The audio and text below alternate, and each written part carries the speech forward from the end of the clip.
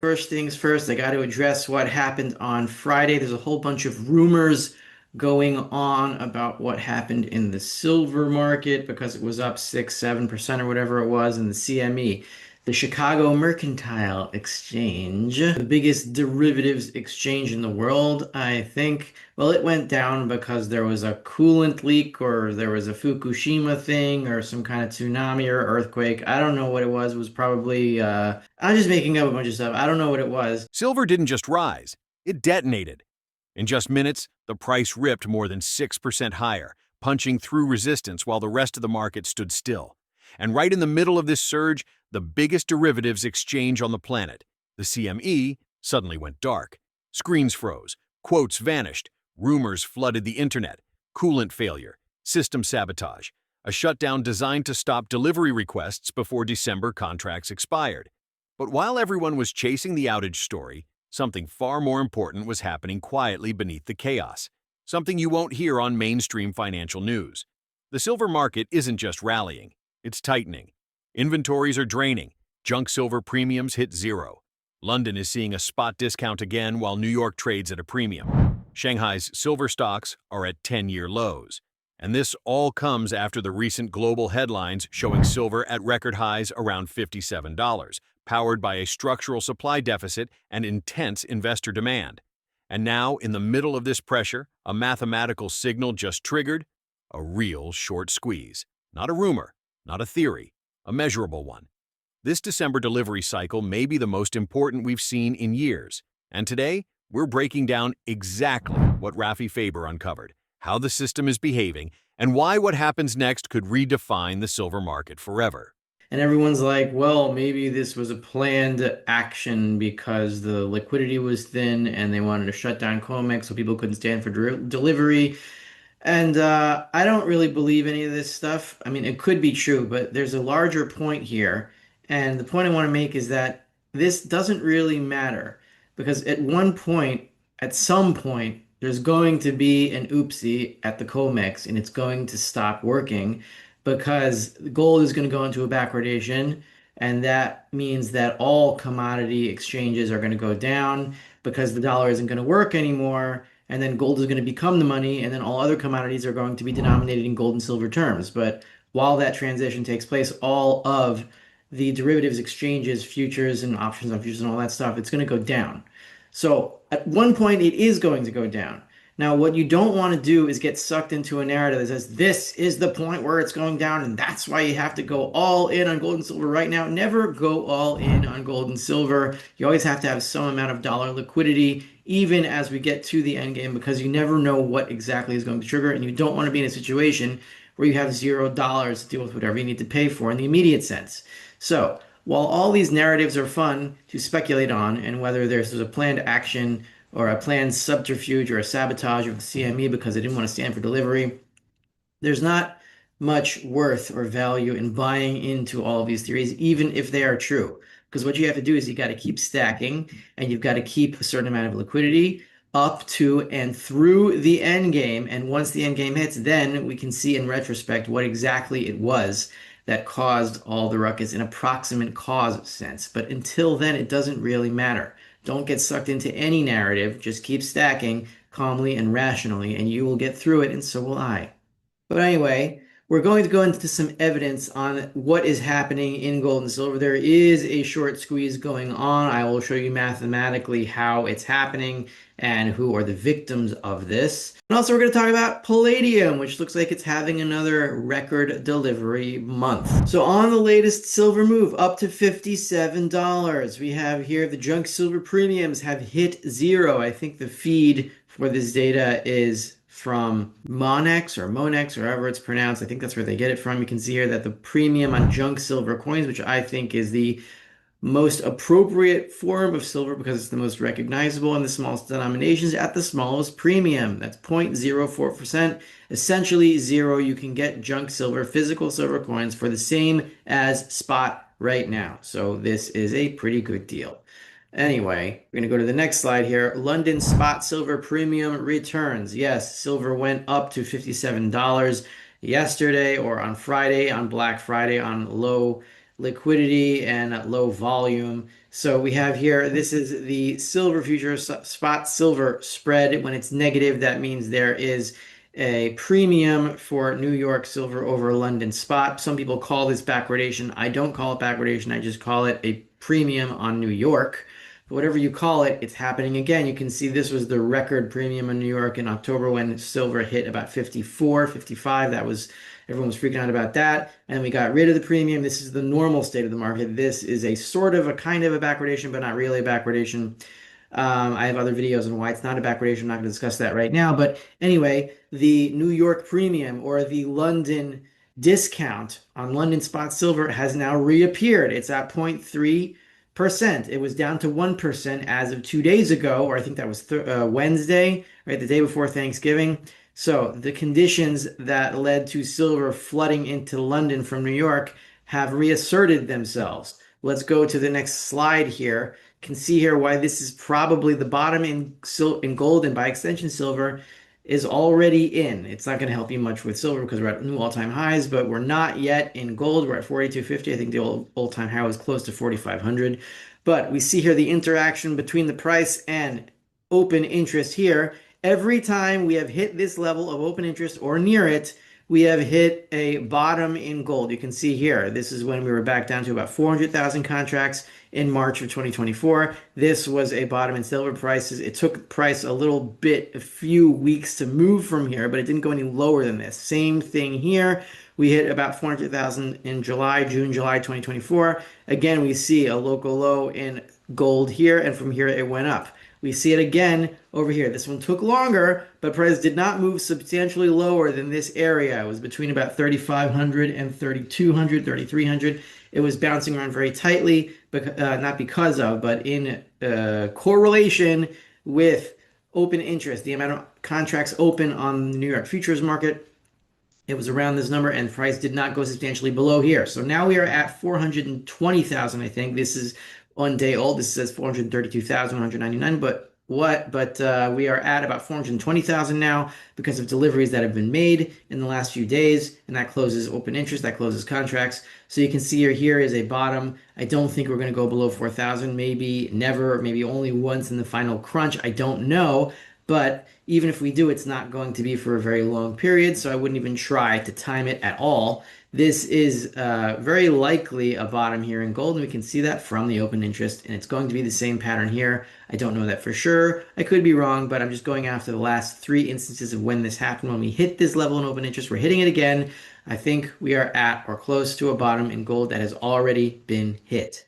Now we're going to go to the next chart here, and this is where we see the short squeeze. It's not an incredible or spectacular short squeeze, but mechanically that is what's happening. How do we know this? Because since the middle of November, right, we see here that open interest, I drew the line here, was about 480,000 contracts. Now we are down to 420. That's 60,000 contracts down, closed out. And in that time period, we went up from $4,000 to $4,250. So contracts are closing out and price is going up. That means that shorts are closing at higher prices. That is the definition of a squeeze, and that's what it is. That's what's going on right now. And we can see this in the numbers. What exactly is happening? So here I have three open interest dates from the CME website. This is the November 24th, November 25th, and November 26th, the last three trading days of the December contract until it hit delivery, until first notice. So you can see here, Monday, November 24th, what is happening? December 25th contract loses 62,400 contracts, and it rolls over, the rollover to February, right? You sell the December contract, you buy the February contract so that you don't have to deliver. If you're the short, basically you are buying back the short December contract, and then you are selling the February contract. So we're going to take this from the position of the shorts, from the perspective of the short positions. What is happening here is they bought back 62,000 contracts to close the position, and they only bought back 29,786. That's about for every two contracts they bought back. They only sold one contract forward to February 2026 to maintain only half of the short positions that they had in December. But we see the same thing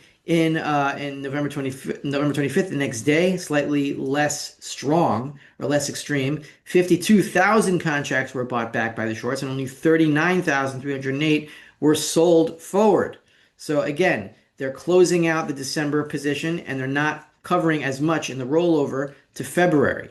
Right, same thing on the last day, and Wednesday, November 26th, we see 12,251 contracts were closed out. The shorts bought back that many contracts and only sold 9,787.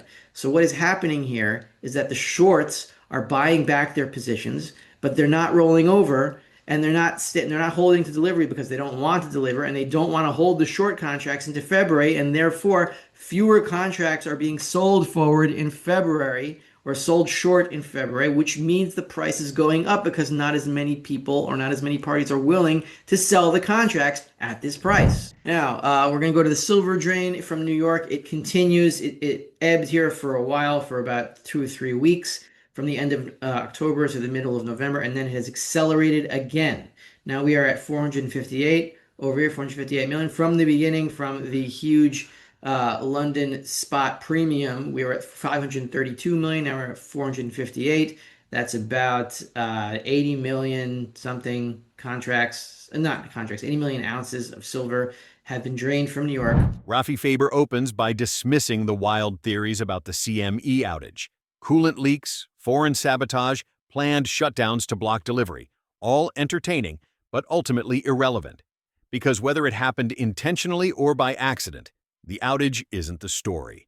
The real story is that the system is under pressure, and eventually any dollar-denominated commodity exchange will fail when the dollar itself fails. Gold will go into backwardation, the dollar will lose credibility, and global pricing will shift into metal units instead of fiat. Whether the trigger looks like a technical fault or a market anomaly doesn't matter. The direction is already set. But he also warns investors against the biggest mistake: going all in. No matter how close we are to the endgame, you always need some dollar liquidity. Emergencies don't wait for perfect timing. You can't pay for daily life in metal during a systemic shock. His message is simple: stack consistently, stay calm, and stay balanced. Then he shows the real data. Since mid-November, open interest in December silver contracts has collapsed. On November 24th alone, shorts bought back over 62,000 contracts and rolled forward less than half of them into February. The same pattern repeats through November 25th and 26th. This means shorts are closing positions, refusing to reopen them, and stepping away. That's how a squeeze begins. Not with headlines, with mathematics. Meanwhile, physical silver is draining fast. New York COMEX vaults have fallen from roughly 532 million ounces to 458 million, a nearly 80 million ounce drawdown. Reuters, the Financial Times, and multiple market tracking agencies recently confirmed that global silver supply remains in tight deficit, with demand surging in industrial sectors and investors scrambling for physical metal. Shanghai's silver inventories hover at levels not seen in a decade, adding pressure on Asian markets already paying higher spot prices. At the same time, silver reached record highs in recent weeks, as noted by Bloomberg, Reuters, Economic Times, and others, signaling not just speculation, but a structural squeeze. Junk silver premiums hitting zero confirms this. When physical metal trades at spot, it means buyers are aggressively taking supply. Gold is showing the same setup. Every time open interest falls near 400,000 contracts, gold forms a long-lasting bottom. We're back at that level now, with gold around $4,250. Historically, that marks the beginning of major uptrends. Gold miners and silver stocks are touching long-term trend lines seen only before explosive bull moves. Even Palladium, often ignored, is showing extreme tightness, with December deliveries potentially breaking all-time records. And in the background, bond markets are warning of stress. The 10-year yield is compressing inside a tightening triangle.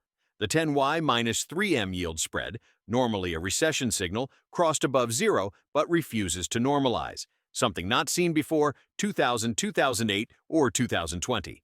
The global financial system is coiling. Put together, the message is clear. The market isn't panicking, it's preparing. Most of it probably going to London, though probably not all of it. Some of it might be going to Shanghai. We'll see when we have those numbers. The Shanghai silver stocks, by the way, are at 10-year lows at 520 tons. This is actually 10-year lows. So we see here 520 tons. What is going to cause silver to flood back in? There's going to have to be a Chinese or a Shanghai premium on silver. We'll see if they can get that, or maybe there's going to be problems in Shanghai. Who knows? The exchanges are under stress. Maybe the cooling incident had something to do with it. Now we're going to go to Palladium. There is some exciting stuff going on in Palladium right now. Here we see this is from 2 days ago. There is 557 contracts left in the December contract on the last day of this contract as a futures contract before it goes to delivery. So there's going to be at least 557 deliveries of Palladium. And there's probably going to be more if there's going to be spot buys, which there always are a few of in the month. You can see here on the bottom, this is from November 17th, 2020. This is the yearly deliveries. And we see here, this is Palladium. So this is the record all-time deliveries. You can see here 570 contracts. So we're probably going to break that this month. It's going to be at least 557. It's probably going to be more than that. We'll go to the next slide. Has to do with gold stocks. This is the gold to Huey ratio. The higher this is, the cheaper gold stocks are in terms of gold. The lower it is, the better gold stocks are performing in terms of gold ounces. So we see here we have re-hit a major trend line that has been in place since 2016. This is the all-time bear market low in gold stocks in the end of 2015. This is the 2020 crash. And here is the bottom trend line. It was hit in 2016. It was hit again in 2020 during that gold bull run, gold stock bull run. And here it is hit again just a few weeks ago, and we're touching it again over here. So it looks like this trend line wants to be broken. If it is going to be broken, we have a long way to go before we get to 2011 lows here at about 3. And it goes even below that, meaning that gold stocks are even better relative to gold. Once we break this trend line, we're in space here. And it could get pretty exciting for the gold miners and the gold streamers, and of course the silver stocks as well, which had a fantastic day on Friday. We have a giant gold miner triangle on the gold to XAU ratio. XAU is just an older measurement or an older index for gold mining stocks. It's bigger companies, I think. So we can see here that we have this very similar looking trend line that goes back to 2012, and it's been hit here twice in the last few weeks. It was hit in 2021 and in 2022. The lower this goes, the better gold stocks are relative to gold as before. But you can see here we've tagged the upper trend line 3 times. And the most recently in about February, March 2025. And this trend line is going to break, and we're going to head towards the 2011 lows at 6. And we're now at 13. So that means that gold stocks are going to double in value relative to gold. 10-year yield triangle reaching the apex. Has to do with the 10-year yield. We can see that we are in a tightening triangle going back to 2023. And this is a pretty tight downtrend line in the upper triangle portion, whatever you call that. I don't know. It looks like we're going to break this one way or another. And we could break it down and that means that bonds are going to go up and interest rates are going to go down, especially if the Fed is forced to print money. That could be a signal that the final printing round is almost here, or we could be in a deflationary collapse and go higher here. Triangles are unpredictable. They're going to break one way or another, but it's hard to tell which way they're going to go until they break. So something big is right down the pike here. And the yield spread is coiling. The yield spread between the 10-year and the 3-month. Whenever this goes below 0 and then goes back above 0, when it goes back above 0, that's when you have a liquidity event, a recession, a depression, whatever you want to call it. We saw it in 2000 and in 2007. This was right before the 2008 financial crisis. And this right here, when it went below 0, was right before the 2020 humanity crisis of insanity. Let's not speak of it. But here we see that we've been above 0 for a while and we're coiling just around the 200-week moving average. I think it was over here. This is very strange behavior because once it breaks back above 0, then this spread doesn't usually hang around for so long and in such a tight formation. You can see here, it didn't over here. It just went kind of straight up. Also didn't over here in 2000 after it broke back above 0. In 2000, 2001, just kind of went straight up with a little bit of back and forth. But here it's just been, something is forcing this down and it's going to break pretty soon. And so to end this off, I want to begin where I started, and that is don't pay too much attention to the theories going on about what is happening in the CME, because all you have to know is that the CME and all the other gold and silver exchanges and the other futures exchanges and everything, it's all going to collapse once the dollar collapses, because everything is dollar denominated on these exchanges. And once the dollar collapses, that no more trades in dollars can be made. You have to trade in gold and silver instead. That's going to take a little bit while to recalibrate, and in the meantime, the exchanges are going to go down. That's going to happen eventually. You don't have to concern yourself with the proximate cause of why exactly it's going to happen, if it's going to look like a coolant failure or whatever. All you have to know is that once the end game reaches 88 miles per hour, When you connect all the evidence, the collapsing open interest, the shorts refusing to roll forward, the physical drain from New York and Shanghai, the zero premium junk coins, and the resurgence of New York's premium over London, you see the truth. This isn't a normal market. This is a stressed system being held together by momentum, confidence, and habit. And once those weaken, metal becomes money again, because it has to. Rafi's core message to gold and silver investors is this: stay rational. Don't get swept into dramatic narratives. Don't chase the top. But don't ignore what the system is clearly telling you. Stack steadily. Hold liquidity. Stay prepared. Because when the transition hits, you'll want both metal and cash, and the discipline to weather the chaos. Now let me leave you with the question Rafi's analysis forces us to confront. If the world suddenly had to price everything in ounces instead of dollars, who would be ready? And who would be caught empty-handed? And here's my answer. Those who prepared consistently, not emotionally, not impulsively, will be the ones standing strong. If you want more deep analysis like this, backed by real data, real events, and real market signals, hit subscribe, tap the notification bell, and stay close. We're entering a chapter the mainstream media still refuses to talk about. But here, you'll always get the truth before the headlines.